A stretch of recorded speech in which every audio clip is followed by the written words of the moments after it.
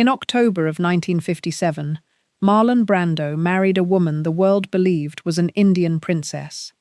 The newspapers called her the Grace Kelly of India. She was 23, beautiful, exotic, and she had signed a marriage license listing her father as a wealthy Indian architect named Devi Kashfi. Within 24 hours of the wedding, a British journalist knocked on a door in Cardiff, Wales, and a factory worker named William O'Callaghan answered it. He looked at the photograph the reporter was holding of the woman who had just married the biggest movie star on the planet, and he said 7 words that would follow her for the rest of her life. "That's our daughter. We're both from London." Her real name was Joan O'Callaghan. She had worked as a cashier in a butcher's shop, and the marriage that began with that headline would end in a 15-year custody war so vicious that at one point she slapped Marlon Brando across the face on the courthouse steps, in front of a wall of photographers, and the picture ran in newspapers around the world. That's wife number 1. He had 2 more. Wife number 2 was a Mexican actress 7 years older than him, and their marriage was so secret that Brando only admitted it existed because a judge forced him to say it out loud in open court. 8 years later, that marriage was annulled. Not divorced, annulled, because it turned out she had never legally divorced the boxer she married in 1939. For nearly a decade, Marlon Brando had been married to a woman who was still someone else's wife. Wife number 3 was a 19-year-old Tahitian dancer he met while filming Mutiny on the Bounty. He was 37. He fell in love with her, and with the island she came from, and he bought a private atoll in the South Pacific to be near it. And while all 3 of those marriages were beginning and ending, there was a 4th woman running underneath all of it for 8 years. An actress named Rita Moreno, who would later win an Oscar for West Side Story, and who has spent the last 2 decades of her life telling the truth about what Marlon Brando did to her. A truth that involves a pregnancy, a back-alley procedure that nearly killed her, and a bottle of sleeping pills she swallowed in his house while he was away falling in love with wife number 3. Here's what makes this story different from every other Hollywood scandal. Brando's affairs didn't just destroy his marriages, they produced at least 11 children across those marriages and relationships, children who grew up in a war zone of custody battles and half-siblings, and a father who was famous everywhere and present almost nowhere. And on the night of May 16, 1990, in the den of Marlon Brando's house on Mulholland Drive, one of those children shot and killed another one's boyfriend. By the time it was over, one of Brando's sons had gone to prison for manslaughter, one of his daughters was dead, and the greatest actor in the history of American film was sitting in a courtroom, 66 years old, begging a judge for mercy for a child he had barely raised. This is the story of how Marlon Brando's affairs destroyed 3 marriages, and what those marriages destroyed after that. If you're enjoying this story so far, don't forget to hit the like button and subscribe. Drop a comment telling me where in the world you're watching from. I love hearing from you. The thing everyone gets wrong about Marlon Brando is that they assume the damage started in Hollywood. It started in Omaha, Nebraska, on April 3, 1924, in a house where both parents were in their own way absent, while standing right in front of him. His father, Marlon Brando Sr., sold pesticide and chemical feed for a living, and ran his household the way a certain kind of American man of that generation ran a household, through intimidation, disappointment, and the constant implication that nothing his son did would ever be adequate. Brando would spend the rest of his life describing his father in language that never softened with age. He called him a man who was tough on him, who had no patience, who took pleasure in cutting him down. Decades later, at the peak of his fame, when he had won every award the industry could give him, he was still describing his father as someone he could never satisfy. His mother was the more complicated wound. Dorothy Pennebaker Brando, called Dodie by everyone who knew her, was a genuinely gifted woman trapped in a life that had no room for what she could do. She acted at the Omaha Community Playhouse and was good enough at it that she helped a young local named Henry Fonda get his start there. She was creative, warm, unconventional, and by the time Marlon was old enough to understand what he was watching, She was also an alcoholic. That word does not quite capture what it meant for a child. What it meant, practically, was that Marlon Brando spent parts of his boyhood going out to find his mother, walking into bars in Omaha as a kid to bring her home, waiting for her to come back from wherever she had gone. He described in his own memoir, learning early that his mother preferred drinking to being with him, which is a brutal sentence for a man to write about his own mother 60 years after the fact and still mean it. He adored her anyway. That was the part that broke something in him permanently. He worshipped a woman who was chronically unavailable to him, and he grew up inside the specific psychology that creates the belief that love and abandonment come as a package, that the people you want most are the ones who leave, and that if you could just be enough, they might stay. He would spend the next 50 years testing that theory on every woman who came near him. The family moved from Omaha to Evanston, Illinois, then to Libertyville, and Marlon moved through school the way he moved through everything else at that age, which is to say badly. He was bright, quick, funny, and completely unmanageable in a classroom. He was eventually sent to Shattuck Military Academy in Faribault, Minnesota, the same school his father had attended, in the standard American parental hope that discipline imposed from outside might substitute for the stability that had never existed inside. It did not work. He was popular with the other boys and openly contemptuous of the institution. He was placed on probation, and then, in his final year, he was expelled. Accounts differ on the exact final offense. What is consistent is that Marlon Brando's formal education ended without a diploma, at 19, with no plan and no obvious prospects. He dug ditches for a summer. He hated it. And then he did the thing that saved his life, which was to follow his older sister Jocelyn to New York City. Jocelyn was already there, pursuing acting. Marlon went partly because he had nowhere else to go, and partly because his mother's world, the theatre world, was the only one that had ever felt like it might have space in it for someone like him. He enrolled at the dramatic workshop at the new school, and there he met the woman who would become the single most important teacher in American acting history for reasons that have everything to do with what she saw in him. Stella Adler had studied in Paris with Konstantin Stanislavski himself, the Russian theorist who had invented the modern idea that an actor should inhabit a character rather than perform one. Adler brought that method to New York and taught it, and when this beautiful, damaged, 20-year-old dropout from Nebraska walked into her class, she recognized immediately what she had. She later said he was the most keenly aware, the most empathetic human being alive. She also reportedly said that within a year he would be the best young actor in the American theater. She was wrong about the timeline. It took him 3 years. He made his Broadway debut in 1944 in a play called I Remember Mama and drew immediate attention. He did several more plays. And then, in December of 1947, Elia Kazan cast him as Stanley Kowalski in the original Broadway production of Tennessee Williams's A Streetcar Named Desire. What happened in that theater is one of the genuine dividing lines in the history of American performance. Before Brando in Streetcar, stage acting in America was largely declamatory, mannered, projected. Brando walked on stage in a torn undershirt, mumbled, scratched, exploded, and behaved like an actual human being who had wandered in off the street, and audiences who had never seen anything like it did not entirely know what to do with themselves. He was 23 years old. He became, more or less overnight, the most talked-about actor in America. Hollywood came for him, as it always does. He resisted it for a while, then made his film debut in 1950 in The Men, preparing for the role of a paralyzed veteran by moving into a veterans' hospital and living among paraplegic patients for a month. He filmed the movie version of Streetcar in 1951 and was nominated for an Academy Award. He was nominated again in 1952 for Viva Zapata, again in 1953 for Julius Caesar, and then in 1954 he made On the Waterfront, delivered the I could have been a contender scene that every actor since has studied, and won the Oscar outright at 30 years old. 4 consecutive Best Actor nominations.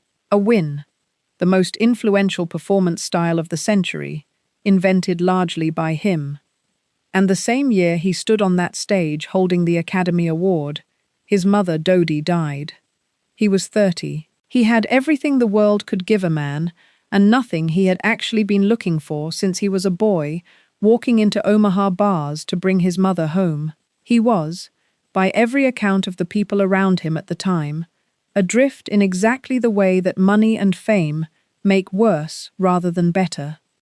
2 years later, in the commissary at Paramount Pictures, he saw a woman with dark hair and enormous eyes sitting alone at a table. The studio had been telling everyone she was Indian royalty. The studio's story about her was almost as good as a movie. Anna Kashfi, they said, was the first Indian actress ever signed to a Hollywood contract. Born in Darjeeling, daughter of a wealthy Indian architect. The publicity department called her India's answer to Grace Kelly, and the trade papers ran it exactly as written, because in 1955, nobody in Hollywood had any particular interest in checking. Brando saw her in the Paramount commissary in 1955. He was 31, the biggest star in the world, 1 year removed from the On the Waterfront Oscar. She was 20, striking, and completely unlike anyone in the standard Hollywood rotation. He was, as he would be for the rest of his life, drawn immediately to something that felt like it came from somewhere else. What followed was not a romance so much as a 2-year attrition. They dated, broke up, came back, broke up again. The reason, according to Kashfi's own later account and every biography since, was Brando's inability to stop seeing other women for even short stretches. During the entire on and off courtship, he was involved with others. She knew. They fought about it. They reconciled anyway. That pattern, established before there was any marriage to violate, would repeat itself in every relationship of his life. Then, in 1957, she became pregnant. Brando married her on October 11, 1957, in a small ceremony arranged fast and kept as far from the press as he could manage. He would later say, without much sentiment about it, that he married her because she was pregnant. His own father and his close friend and associate Walter Seltzer both regarded her as a gold digger and said so. Someone flew in a bouquet of lilies to calm the bride, who was, by the accounts of people there, extremely nervous. It was, in the language of the era, a shotgun wedding, and everyone involved understood that. The marriage lasted less than 24 hours before it started coming apart, and not because of anything that happened between the two of them. The British press, who had no reason to take a Hollywood publicity release at face value, started digging into the new Mrs. Brando the moment the wedding hit the wires. It did not take them long. Within a day, reporters had traced her family to Cardiff, Wales, and knocked on the door of a factory worker named William O'Callaghan. He confirmed, flatly, on the record, that the woman who had just married Marlon Brando was his daughter Joan, that there was no Indian blood in his family, and that both he and his wife had been born in London. Time magazine printed his quote. Newspapers around the world ran the story within days. The narrative that formed instantly and has stuck for nearly 70 years was simple. The Indian princess was a fraud, a Welsh butcher's shop cashier who had invented an exotic identity to get into pictures and had fooled the biggest movie star alive into marrying her. The truth, which took a biographer decades of research to properly untangle, is considerably more complicated than that, and it matters because of what the lie cost her. She was born Joan O'Callaghan, that part is true, but she was born in India in 1934 and raised in Calcutta until she was 13. Her father, William, was a traffic superintendent for the Indian State Railways. The family was Anglo-Indian, part of a mixed heritage community that had existed in colonial India for generations and that occupied an uncomfortable position in both British and Indian society. When the family moved to Wales after Indian independence, they did what a great many Anglo-Indian families did in that era, which was to present themselves as straightforwardly British and let the Indian half of their history quietly disappear. Kashfi maintained for the rest of her life that she was the product of an unregistered relationship between an Indian architect named Devi Kashfi and a woman named Selma Ghose, and that William O'Callaghan was her stepfather. Whether that specific claim was true has never been definitively resolved. What is not in dispute is that she genuinely grew up in India, that her heritage was genuinely Anglo-Indian, and that the story the press told about her, that she was simply a white Welsh girl who made the whole thing up, was itself a distortion. None of that nuance reached the public in 1957. What reached the public was fraud. Her career was over almost immediately. She had appeared opposite Spencer Tracy in The Mountain and Rock Hudson in Battle Hymn, and there had been real momentum behind her. After the Cardiff story broke, the studios stopped calling. She had been marketed as an exotic import, and the exotic import had been publicly exposed as a liar, and Hollywood in 1957 had no mechanism for handling a story that complicated. She was finished at 23.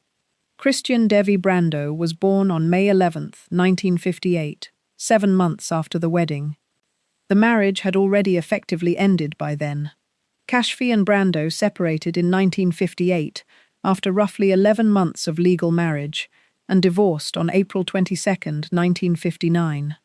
What both of them said about each other afterward was ugly and, in the way of these things, probably partly true on both sides. Kashfi described physical and emotional abuse. Brando accused her of violence and of dependence on alcohol and prescription drugs. In her 1979 memoir, Brando for Breakfast, she described him as a balding, paunchy hypochondriac and an egomaniac, which was less a considered assessment than a woman with 20 years of accumulated rage finally getting to put it in print. What followed the divorce was worse than the marriage. The custody battle over Christian ran, in various forms, for something close to 15 years. It moved through courtrooms repeatedly. Kashfi testified to having broken into Brando's house and smashed his furniture. They argued in front of their son's school. At one hearing, after Brando won expanded visitation rights, Kashfi walked out of the Santa Monica courthouse and slapped him across the face, in full view of the assembled press photographers. The picture ran everywhere. In it, Brando's hair is still styled for Mutiny on the Bounty, because he was in the middle of filming. Christian Brando spent his entire childhood being shuttled between two parents who despised each other, in and out of court, watching the adults in his life use him as ammunition. Both of his parents would later be described, by people who knew the family, as having been genuinely unfit in different ways during those years. He was the first of Brando's children, and he got the worst of the crossfire, and 32 years later, he would walk into the den of his father's house on Mulholland Drive carrying a gun. But the marriage to Anna Kashfi was never the whole story of that period, because the entire time Brando was courting Kashfi, marrying Kashfi, and divorcing Kashfi, there was another woman. She had met him 3 years before the wedding. She would stay with him, on and off, for 8 years. And what he did to her in that time is something she has spent the last 2 decades of her life talking about openly, because she survived it, and because almost nobody else who was in a room alone with Marlon Brando in those years ever said a word. Rita Moreno was 22 years old and had been in Hollywood for a few years, mostly playing what the studios called ethnic parts, when she walked onto the set of a Napoleon picture called Désiré in 1954. Marlon Brando was playing Napoleon. He had just won the Academy Award. She described the moment she met him with a physical specificity that has not faded in 70 years. She said it was as though she had been dropped into a very hot bath and that she went into a full-body blush. She described feeling that a web had been spun between them, drawing her toward him. And, she wrote, amazingly, he felt the same way and made no secret about it. That was the beginning of 8 years. The relationship that followed ran underneath everything else in Brando's life during that period. It was running when he met Anna Kashfi in the Paramount commissary. It was running through the on and off courtship, through the pregnancy, through the wedding in October 1957, through the 11 months of marriage, through the divorce, and through everything that came after. Moreno was not a brief affair. She was, in terms of duration, one of the longest relationships of Marlon Brando's entire life, and she was never once his wife. What she has described about those 8 years, in her 2011 memoir and in interviews since, is not a love story with complications. It is something closer to a case study in what happens when a person with real emotional intelligence is captured by someone who understands exactly how to use it. Moreno's own framing of it is devastating in its clarity. She said she could read him like a book, and that this was why he loved her, and also why he mistreated her in so many ways. That sentence contains the whole dynamic. She saw him more clearly than almost anyone in his life, and being seen that clearly was something he both craved and punished her for. He was unfaithful throughout, constantly, openly, in a way that she knew about and kept returning to anyway. She has been direct about the psychology of it in later years, describing the pattern of a woman who kept going back to a man who was harming her because the pull was stronger than her own judgment. She has used the phrase, "he was a bad guy," in interviews, which from a woman who has spent decades speaking carefully about this relationship is about as blunt as it gets. The worst of it happened toward the end. Sometime around 1961, after one of their many reconciliations, Moreno discovered she was pregnant with Brando's child. She had every reason to think this might change something. It was the 6th or 7th year of the relationship. He already had a son with Kashfi. He was, at that point, single. His response, in her words, was immediate. He arranged for an abortion. This was 1961. Abortion was illegal in the United States and would remain so for another 12 years. What that meant in practice was that the procedure Brando arranged was performed outside any medical system, by someone operating without oversight, in conditions with no safeguards. He arranged for a friend to pick her up afterward rather than going himself. The procedure was botched. The fetus was not fully removed. Moreno began bleeding heavily at home, and the situation escalated to genuinely life-threatening within hours. She had to be rushed to a hospital, where surgeons removed what remained. She very nearly died. What she remembers about Brando's reaction is the detail that has stayed with people who read her account. He was angry, not at himself, and not with any particular concern for what she had just been through. He was angry at the abortionist, on the grounds that he had paid for a service that had not been properly performed. He reportedly wanted his money back. Then he left the country. Mutiny on the Bounty was shooting in Tahiti, and Brando flew out to French Polynesia, while Rita Moreno was still recovering. On that shoot, in that place, he met a 19-year-old Tahitian woman who had been hired as a dancer and cast as his love interest in the picture. Moreno, back in Los Angeles, went to work on a film of her own. It was called West Side Story. Her performance as Anita in that picture would win her the Academy Award for Best Supporting Actress and become one of the defining performances in the history of American musicals. She was, in that exact window, doing the best work of her career. And when Brando came back from Tahiti and she learned what had happened there, all of it landed at once. The years of infidelity, the pregnancy, the hospital, and now a new woman he had actually fallen for, which was somehow worse than all the ones he hadn't. One morning, alone in his house, Rita Moreno went into his medicine cabinet, found his sleeping pills, and swallowed them. Brando's assistant found her. She was rushed to the hospital a second time in barely more than a year, this time for something she had done to herself. She survived. After the recovery, she ended it. Not the on-again, off-again ending they had performed a dozen times over 8 years, but the real one. She severed all personal ties and began what she has described as years of psychiatric work to understand why she had stayed as long as she did. In 1965, she married a doctor named Leonard Gordon and stayed married to him until his death in 2010, 45 years. She went on to become one of the very few people in history to win an Emmy, a Grammy, an Oscar, and a Tony. She built one of the most decorated careers in American entertainment. She also, in 1969, agreed to make a film with Brando called The Night of the Following Day, years after the relationship had ended. There is a scene in it where her character strikes his character. Moreno described what happened when they shot it. She hauled off and smacked him in the face, and he hauled off and smacked her back, and the cameras never stopped rolling.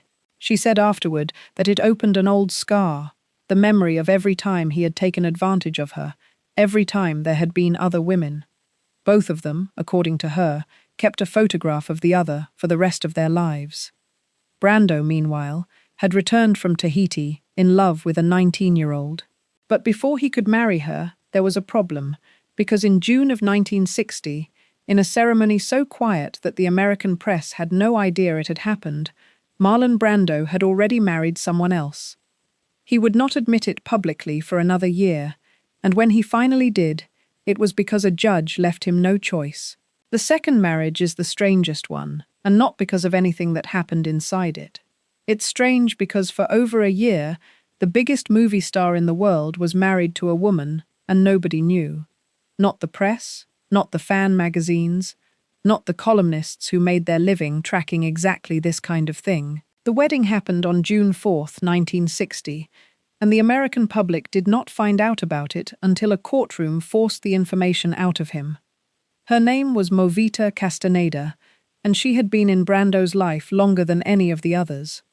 She was born Maria Luisa Castaneda in 1916, reportedly on a train traveling between Mexico and Arizona, which is either true or the kind of origin story a person invents and then keeps because it's better than the real one. She was Mexican-American, and she had built a genuine working career in Hollywood, starting in the 1930s, appearing in Flying Down to Rio in 1933, and then, in a detail that becomes almost absurd later, playing a Tahitian girl in the 1935 version of Mutiny on the Bounty. She worked steadily through the 1940s and 1950s, mostly in smaller parts and westerns, sometimes appearing in 5 or 6 pictures a year. She and Brando met on the set of Viva Zapata in 1952. By her own account, they did not get along particularly well at first. She was 36, he was 28. Nothing happened between them for years. They reconnected in the late 1950s, after his marriage to Anna Kashfi had collapsed, and while his relationship with Rita Moreno was in one of its many off phases. This time it took, and in June of 1960, they married in a ceremony conducted with so much secrecy that it might as well have never happened. The reason for the secrecy was not romance, it was legal strategy. Brando was in the middle of an increasingly vicious custody fight with Kashfi over Christian, and a new marriage was exactly the kind of complication that could be weaponized in a courtroom. He and Kashfi were also fighting constantly over money, so Brando simply did not tell anyone, and Movita went along with it. Their son Sergio, called Miko, was born in October of 1960, 4 months after the secret wedding. The truth came out in 1961, in open court, during one of the endless custody hearings with Kashfi. Under questioning, Brando was required to state, on the record, whether he was married. He said yes. He had been for over a year. The press, sitting in that courtroom, discovered along with the judge that Marlon Brando had a wife and an infant son that nobody had known existed. Whatever the marriage was, it was not enough to change his behavior in any respect. By 1962, less than 2 years after the wedding, Brando was in Tahiti filming Mutiny on the Bounty and falling in love with his 19-year-old co-star. He was, at that same time, still involved on and off with Rita Moreno in Los Angeles. He had a wife and a newborn son at home, a 5-year-old son with his first wife, whom he was fighting a court war over, and 2 separate ongoing relationships on 2 different continents. Movita gave birth to their daughter Rebecca around 1966, 6 years into a marriage that had been functionally over for most of its duration. And then, in 1968, the marriage ended in a way that nobody could have scripted. It was not a divorce, it was an annulment. And the grounds for the annulment were that Movita Castaneda had never legally been free to marry him in the first place. In 1939, more than 20 years before she married Brando, Movita had married an Irish boxer named Jack Doyle in Mexico. That marriage had fallen apart within a few years, and by every practical measure it had ended in 1944. What had apparently never happened was a legally valid divorce. When the details came to light in 1968, the court determined that Movita's marriage to Doyle had never been properly dissolved, which meant her marriage to Brando had never been legally valid at all. For 8 years, Marlon Brando had believed himself married to a woman who was, in the eyes of the law, still someone else's wife. The annulment erased the marriage retroactively, as though it had never happened. Their 2 children remained his children, and he supported them, and Movita remained in his life through them for decades afterward. But legally, the second of Marlon Brando's 3 marriages was declared to have never existed. Movita lived a long life afterward, mostly out of the public eye, dying in 2015 at 98 years old. Their son Miko went on to work in Hollywood and became closely associated with Michael Jackson, working for him for years. Their daughter Rebecca stayed close to her father, but here is the detail that makes the second marriage more than a legal curiosity, and it goes back to that 1935 film. Movita Castaneda played a Tahitian girl in the original Mutiny on the Bounty. 27 years later, her husband went to Tahiti to make the remake of that same film and came home in love with an actual Tahitian girl who had been cast in essentially the same role. Marlon Brando left his second wife for a younger version of the part she had once played. Her name was Rita. She was 19 years old, and she was about to become the longest, strangest, and most consequential relationship of Marlon Brando's life, for reasons that had nothing to do with either of them, and everything to do with the children they would have. Rita was working in a hotel restaurant in Tahiti when the film crew arrived. She was 19 years old, of French, Polynesian, and Chinese descent, and she was not an actress. MGM had come to Tahiti in 1961 to shoot the remake of Mutiny on the Bounty, and they needed local performers, and they found her. She was cast as Princess Maimiti, the Tahitian woman Fletcher Christian falls in love with. It was her first film. It would earn her a Golden Globe nomination. Marlon Brando was 37, playing Fletcher Christian, and he was arriving on that island in one of the worst states of his adult life. He had left Rita Moreno recovering in a Los Angeles hospital after a botched illegal abortion he had arranged. He was secretly married to Movita Castaneda, who had given birth to their son the previous year. He was in the middle of a custody war over Christian that had been running for 3 years and would run for another decade. And then he stepped off a boat into the South Pacific, and something in him came loose. The Bounty shoot was a legendary production disaster. It ran wildly over schedule and over budget, plagued by weather, script rewrites, a director change, and Brando's own increasingly difficult behavior on set. It stretched on for months, and in those months, Brando fell in love with 2 things at once: a 19-year-old woman and an entire way of living. The Tahiti part was not a pose. Whatever else can be said about him, Brando's connection to French Polynesia was the most sustained, non-professional commitment of his life. He immersed himself in the culture, learned to speak French and some Tahitian, and eventually purchased Tetiaroa, a private atoll of a dozen small islands about 30 miles north of Tahiti, which he owned for the rest of his life. He talked for decades about turning it into an ecological research station and a model for sustainable living. He returned there constantly. For a man who had spent his entire life unable to stay anywhere or with anyone, Tetiaroa was the one place he kept coming back to. He married Rita on August 10, 1962, in Tahiti. He was 37, she was 19. Their son Simon Tehotu was born in 1963. Their daughter, Rita Cheyenne, was born in 1970. The marriage lasted, on paper, until 1972, which made it the longest of his 3. What that decade actually looked like is harder to describe than a divorce date, because the relationship never really followed the shape of a marriage. Brando was in Los Angeles or on location for most of it. Rita was in Tahiti raising their children. He came and went. There were other women throughout, as there had always been, In the years after they separated in 1972, they never fully severed the connection either. She stayed on the island. He kept coming back. He supported her and the children for the rest of his life. Her own summary of it, published as a memoir just months after his death in 2004, carried a title that says, "Everything anyone needs to know about what those years cost her." She called it Marlon, My Love and My Torment. Back in Los Angeles, while Brando was in Tahiti falling in love, Rita Moreno had just finished West Side Story. She was about to win an Academy Award.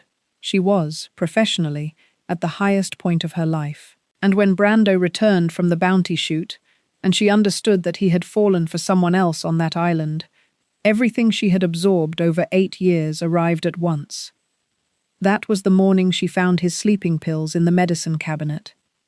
His assistant found her in time. She survived, went through years of therapy, married a doctor in 1965, and stayed married to him for 45 years until his death. She won the Oscar, and later, the Emmy, the Grammy, and the Tony.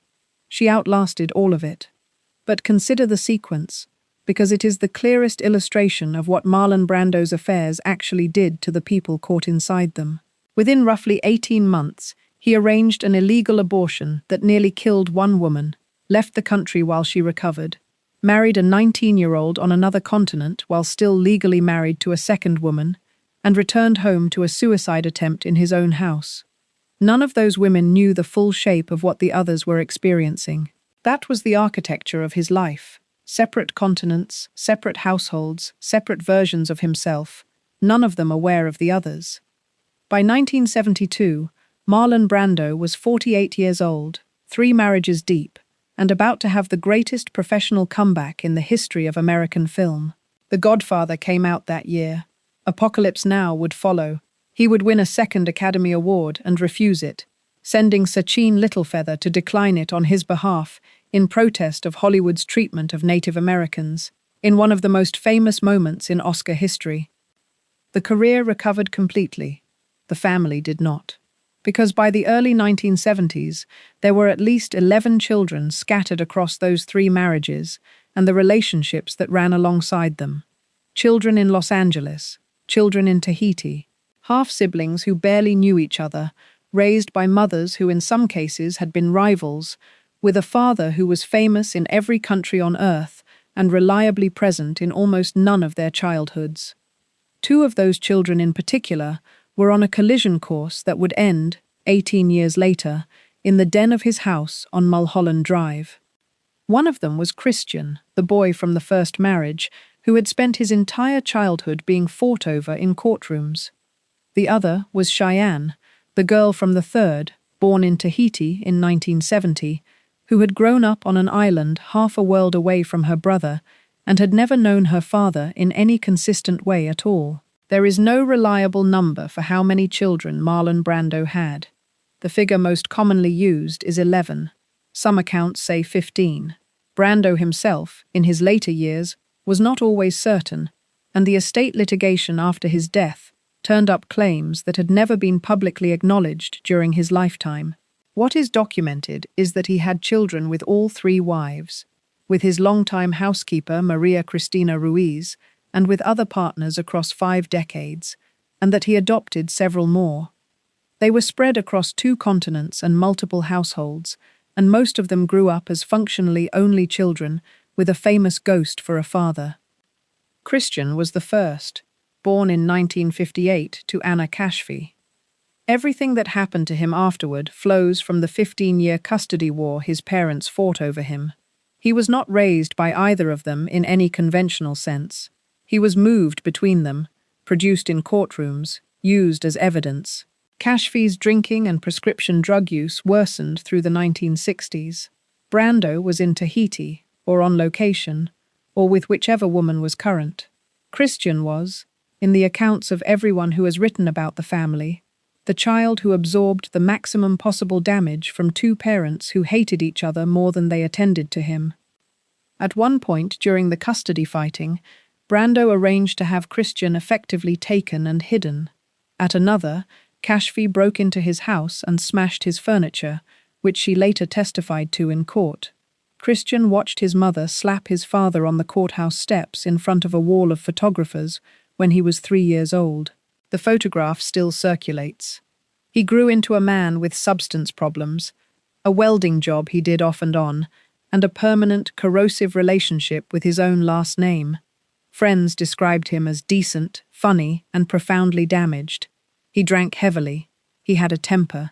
He was, by his 30s, someone the family worried about without knowing what to do. Cheyenne was born 12 years later, in 1970, on the other side of the world. She grew up in Tahiti, raised primarily by Rita, in a place her father visited but did not live. She was strikingly beautiful, and by her teenage years she was modeling and moving through the world with the particular vulnerability of a young woman who is famous by inheritance, without any of the structure that usually accompanies it. She had, by all accounts, a fragile psychological constitution from early on, and she began using drugs young. In 1989, she was in a serious car accident in Tahiti that badly damaged her face and required reconstructive surgery. People close to her marked that accident as the point where her mental health began deteriorating in earnest. By early 1990, she was 20 years old, pregnant, and in a relationship with a 26-year-old Tahitian man named Dag Drolet, whose family was prominent in Papeete. Marlon Brando, in what he presumably understood as an act of care, asked the couple to come to Los Angeles and stay at his house on Mulholland Drive so the baby could be born there with proper medical support.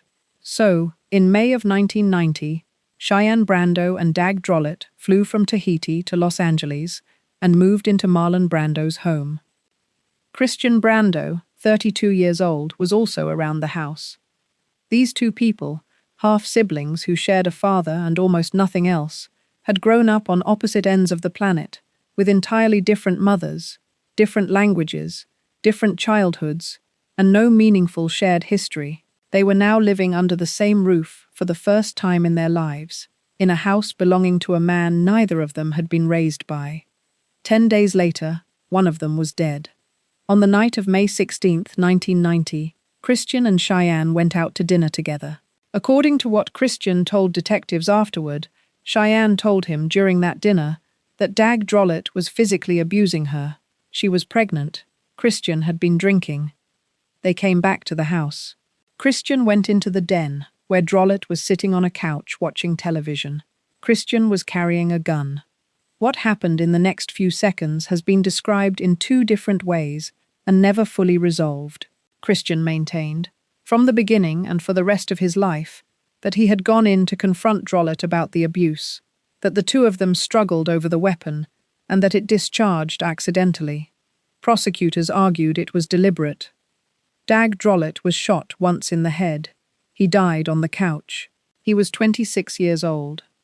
Marlon Brando was in the house.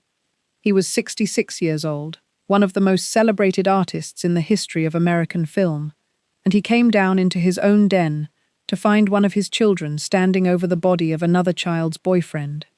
He called the police himself. When they arrived, he was the one who let them in. Christian was arrested that night and charged 2 days later with first-degree murder. The trial that followed would put Marlon Brando on a witness stand, under oath, in front of the world, to answer for a family he had spent 40 years failing to hold together. The case against Christian Brando fell apart because the only witness who could have proven premeditation was too unwell to testify. Prosecutors needed Cheyenne. Her account of what Christian had said at dinner and what he had intended when he walked into that den was the difference between murder and manslaughter. They tried to subpoena her. She refused and fled to Tahiti. On June 26, 1990, 6 weeks after Dag Drolet died in her father's house, Cheyenne gave birth to their son. She named him Tuki Brando. She was 20 years old, and the father of her child had been dead for a month and a half. In the months that followed, her condition deteriorated badly. She attempted to take her own life twice. She was hospitalized for drug detoxification and placed under psychiatric care. On December 22, 1990, a French judge formally declared her mentally disabled and ruled her unable to testify in her brother's trial. Without her, the prosecution could not prove the shooting was planned. They offered Christian a deal. He pleaded guilty to voluntary manslaughter and was sentenced to 10 years. Before the sentencing, Marlon Brando took the witness stand. What happened there is one of the strangest scenes in the history of American celebrity. The man who had given the most influential performances in the history of screen acting, who had refused an Academy Award on principle, who had spent his entire career refusing to perform when he did not feel like performing, sat in a courtroom and spoke for hours about his failures as a father. He said he had not been there. He said he had let his children down. He apologized directly to the Drolet family, in the room, on the record. Dag Drolet's father, Jacques Drolet, was unmoved. He had lost his son. He said publicly afterward that he believed the Brando family had used its wealth and fame to secure a lenient outcome, and that Christian should have received far more than a plea to manslaughter. Christian served 5 years and was released on parole in January of 1996. He did not get out to a family that had recovered. In the years after the shooting, Cheyenne's mental health continued to collapse.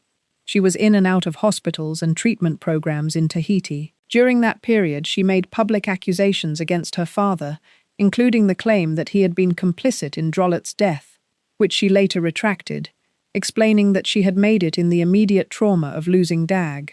She also accused Brando of molesting her. He denied both accusations. Her diagnosed condition and the conflicting testimony she gave across those years made her account impossible to establish either way, and it has never been resolved. On April 16, 1995, Cheyenne Brando died by suicide at her mother's home in Tahiti. She was 25 years old. Her son Tuki, then 4, was raised by Dag Drolet's parents. Christian was still in prison when it happened. He was released the following January.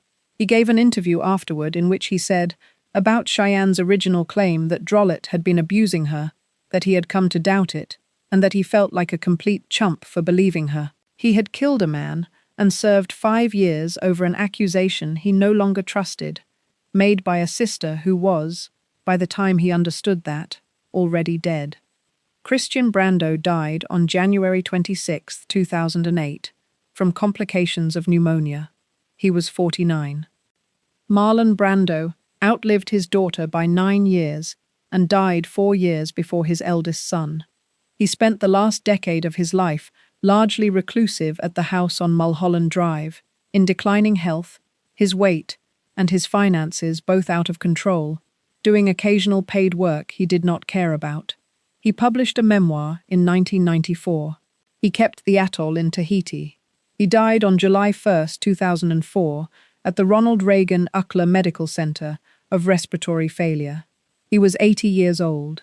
Anna Kashfi, the woman the world had called a fraud, lived until 2015 and died at 80 in Washington state, having spent the last decades of her life painting and sewing in near-total obscurity. The biographer who eventually tracked down her real story said, "The only anchor Anna ever had in her life was herself." Movita Castaneda, the wife whose marriage was legally erased, died the same year at 98. Rita Terriapaya published her memoir months after Brando's death and titled it Marlon, My Love and My Torment. Rita Moreno, who was never a wife at all, is the one who is still here. She won the Oscar, the Emmy, the Grammy, and the Tony. She married a doctor in 1965 and stayed with him for 45 years. She has spent the last 2 decades speaking with total clarity about what happened to her, and she has said, without hedging, that he was a bad guy. Look at the whole shape of it. A boy in Omaha walking into bars to bring his alcoholic mother home, learning before he was 10 that the people you love most are the ones who are not there. A man who spent the next 70 years reproducing that exact arrangement with every woman who came near him, and then with every child those relationships produced. 3 marriages, one of them built on a lie the press told about his wife, one of them so secret a judge had to drag it out of him, one of them annulled because she had never legally been free to marry him at all. At least 11 children raised in fragments across 2 continents by mothers who were, in some cases rivals. He was the greatest actor of the 20th century. He changed what acting was. He gave performances that every serious actor since has had to reckon with.